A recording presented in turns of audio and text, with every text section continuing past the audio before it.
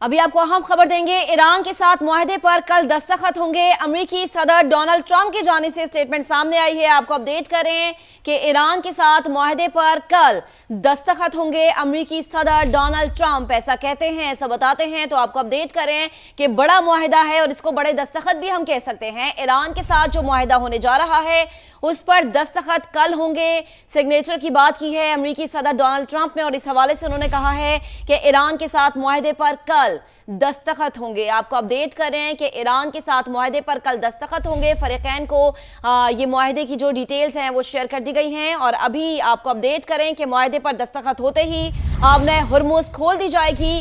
امریکی صدر Donald Trump کی جانب سے اسٹیٹمنٹ سامنے آئی ہے۔ ایران کے ساتھ معاہدے پر کل دستخط ہوں گے۔ آپ کو اپڈیٹ کریں کہ امریکی صدر کی جانب سے یہی کہا گیا تھا کہ ایران کے ساتھ جو معاہدہ ہے اس پر جلد دستخط ہوں گے اور اب ممکنہ طور پر یہی بتایا جا رہا ہے کہ ایران کے ساتھ معاہدے پر کل دستخط ہوں گے۔ معاہدے پر دستخط ہوتے ہی آبنہ ہرمز کو کھول دیا جائے گا۔ مختلف اہم شقیں اس معاہدے میں شامل ہے جس پر ایران اور امریکہ دونوں ممالک کا اتفاق ہے اور ثالثی کا کردار پاکستان کا ہے۔ آپ کو اپڈیٹ کریں کہ امریکی صدر ڈونلڈ ٹرمپ یہ کہتے ہیں کہ ایران کے ساتھ معاہدے پر کل دستخط ہوں گے۔ وہ کہتے ہیں کہ دستخط ہوتے ہی آبنہ ہرمز کھل جائے گی۔ ایران کے ساتھ ہمارا تعلق پہلے سے مختلف اور بہتر ہوگا۔ معاہدے میں رقم کا تبادلہ نہیں ہوگا۔ حالات پرامن ہوتے ہی جوہری مواد بھی کھود کر نکالیں گے۔ امریکی صدر نے کہا کہ ایران اور مشرق وسطیٰ کے ساتھ طویل عرصے تک کام کرنے کے منتظر ہیں۔ امید ہے یہ عمل تیزی، آسانی اور ہمواری سے مکمل ہو۔ آپ کو اپڈیٹ کریں، وہ کہتے ہیں کہ ایسا نہ ہوا تو ہمارے پاس متبادل موجود ہے۔ امید ہے ضرورت نہیں پڑے گی۔ تو آپ کو اپڈیٹ کریں کہ امریکی صدر یہ کہہ رہے ہیں کہ ایران کے ساتھ معاہدے پر کل دستخط ہوں گے۔ دستخط ہوتے ہی آبنہ ہرمز کھل جائے گی۔ ایران کے ساتھ ہمارا تعلق پہلے سے مختلف اور بہتر ہوگا۔ معاہدے میں رقم کا تبادلہ نہیں ہوگا۔ امریکی صدر نے کہا کہ حالات پرامن ہوتے ہی جوہری مواد بھی کھود کر نکالیں گے۔ ایران اور مشرق وسطیٰ کے ساتھ طویل عرصے تک کام کرنے کے منتظر ہیں۔ امریکی صدر یہ بھی کہہ رہے ہیں کہ امید ہے کہ یہ عمل تیزی، آسانی اور ہمواری سے مکمل ہوگا۔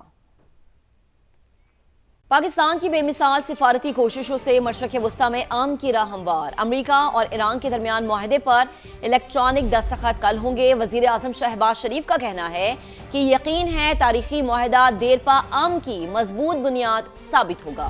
ایکس پر پیغام میں تکنیکی سطح پر مذاکرات آئندہ ہفتے ہونے کی تصدیق۔ شہباز شریف کا تعاون پر فریقین سے تشکر کا اظہار۔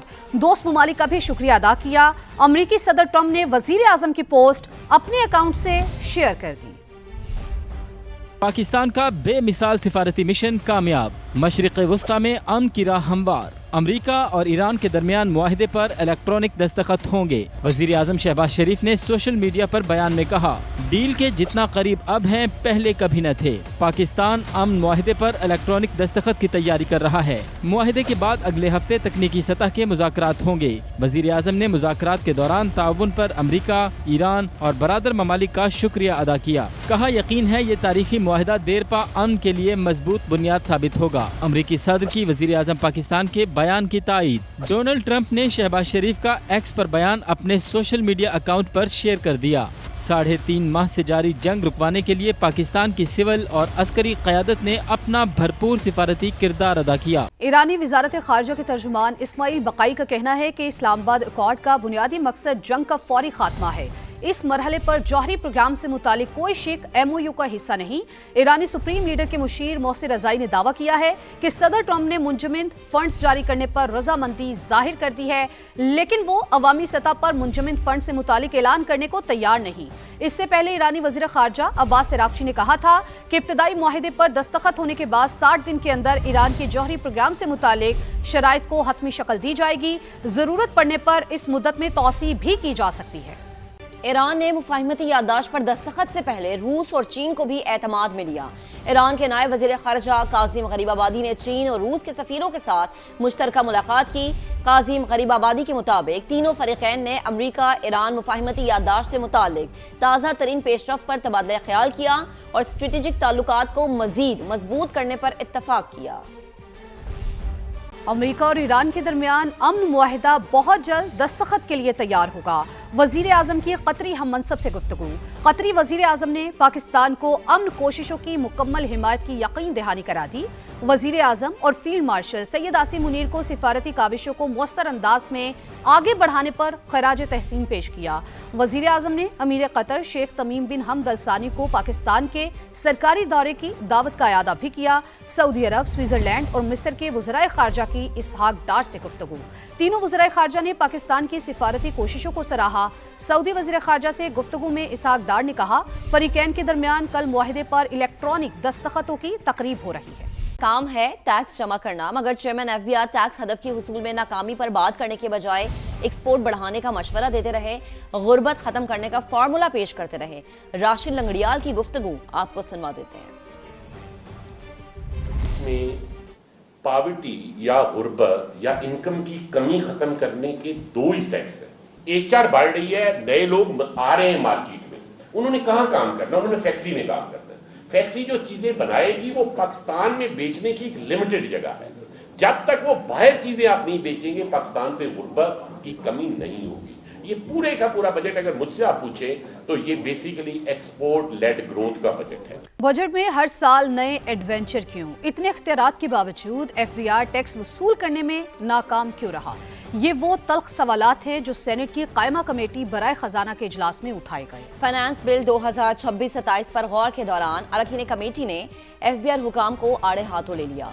बहजाद सलीमी रिपोर्ट करेंगे। खजाना के इजलास में बजट तजावीज़ का जायजा। चेयरमैन कमेटी सलीम मांडवी वाला का हर साल नए तजर्बात पर इजहार तशवीश। कहा 10 साल के दौरान कई तब्दीलियां की गई और फिर वापस ली गई। हुकूमती रुकन अनुशा रहमान की भी एफबीआर पर शदीद तनकीद। बोली 2 साल में बेशुमार अख्तियारात दिए मगर ये टैक्स वसूल नहीं कर सके। कस्टम्स कवानीन की खिलाफ वर्जी पर जुर्माना आयद करने का अख्तियार मांगने की भी मुखालफत। कहा यह अख्तियार एफबीआर के बजाय वजीर खजाना के हवाले किया जाए। सेनेटर शेरी रहमान बोली एफबीआर टैक्स वसूलियों के अहदाफ हासिल कर भी पाएगा या नहीं। कस्टम्स हुक्काम ने स्मगलिंग का सामान ले जाने वाली गाड़ियों को कब्जे में लेने का अख्तियार भी मांग लिया। कमेटी अरकान की मुखालफत। सेनेटर अब्दुल कादिर बोले अभी ब्लू एरिया इस्लामाबाद चले, वहाँ भी स्मगल शुदा अशिया फरोख्त हो रही हैं। सलीम मांडवी वाला ने कहा कस्टम्स हुक्काम खुद गाड़ियों की नीलामी की मिली भगत में मुलव्वस होते हैं। कमेटी की जब्त की गई गाड़ी 180 रोज में नीलाम करने की सिफारिश। सलीम मांडवी वाला ने कहा कस्टम्स क्लियरेंस में ताखीर के जिम्मेदार अफसरान को सजा मिलनी चाहिए। दौरान इजलास सालाना 20 करोड़ रुपए से ज्यादा टर्नओवर वाले दुकानदारों के लिए नई टैक्स स्कीम पर भी बहस हुई। हुक्काम के मुताबिक टैक्स देने वालों को एफबीआर तंग नहीं कर सकेगा। हुकूमत का अच्छा बजट अवाम के लिए कड़ी आजमाइश। शहरियों के शिकवे शिकायत वजीर खजाना सवालात के निर्गे में। पोस्ट बजट ब्रीफिंग में सहाफियों के सवालात पर वजीर खजाना और दीगर हुक्काम वजाहतें देते रहे।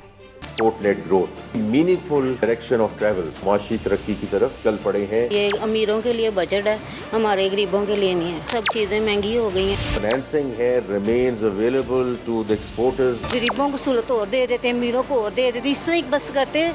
Customs duties, additional custom duties, regulatory duties को जीरो कर दिया गया। राशन की कमी की वजह से लोग मर रहे हैं और आप कह रहे हैं बजट सही है। 1.3 बिलियन रुपीस, 12-13 बिलियन डॉलर बनता है। खर्चना भी चाहे तो एक साल में खर्चना बहुत मुश्किल हो जाता है। कोई ख्याल करो, इतना तो कौम पर रहम करो, कोई इंसानियत अख्तियार करो। इतनी लूट मार मचा के कब्र में लेके जाओगे, कब्र में लेके जाओगे।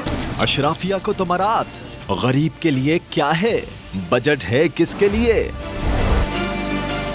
वजीर खजाना सवालात के निर्गे में।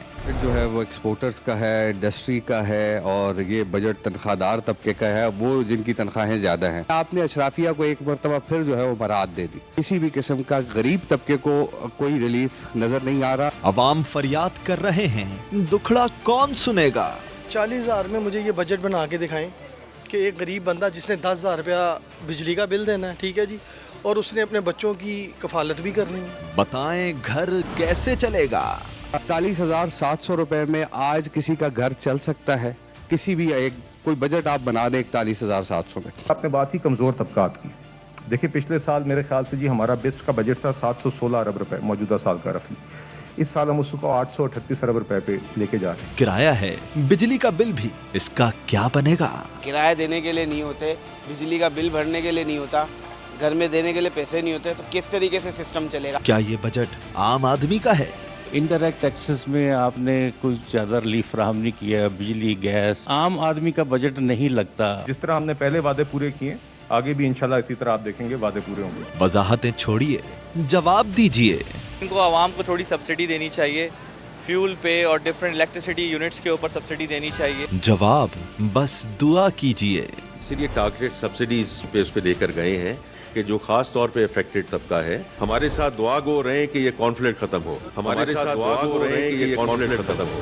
वो आए, उन्होंने देखा, वो रुके, मोबाइल छीना और चलते बने। जी हाँ, ये फिल्मी अंदाज का सीन है कराची के इलाके कोरंगी का, जहां मर्द और खातून ने शहरी को इत्मीनान से लूटा और फरार हो गए। सीसीटीवी फुटेज में आप देख सकते हैं कि भरी दोपहर है और गली में शहरी अपनी मोटरसाइकिल पर बैठकर मोबाइल फोन इस्तेमाल कर रहा है। इसी दौरान मोटरसाइकिल पर यह जोड़ा आता है। मर्द गली के बीचों बीच अपनी मोटरसाइकिल रोकता है, पिस्टल निकालता है और बड़े ही इत्मीनान से चंद लम्हों में शहरी से मोबाइल फोन छीन लेता है। फिर साथ मौजूद बुर्कापोश खातून के हमरा इत्मीनान से फरार हो जाता है। दीदा दलेरी से की गई वारदात में खातून की मौजूदगी जहां इसे सनसनीखेज बना रही है, वहीं कराची में स्ट्रीट क्राइम की संगीन सूरत हाल को भी वाज़ेह कर रहा है।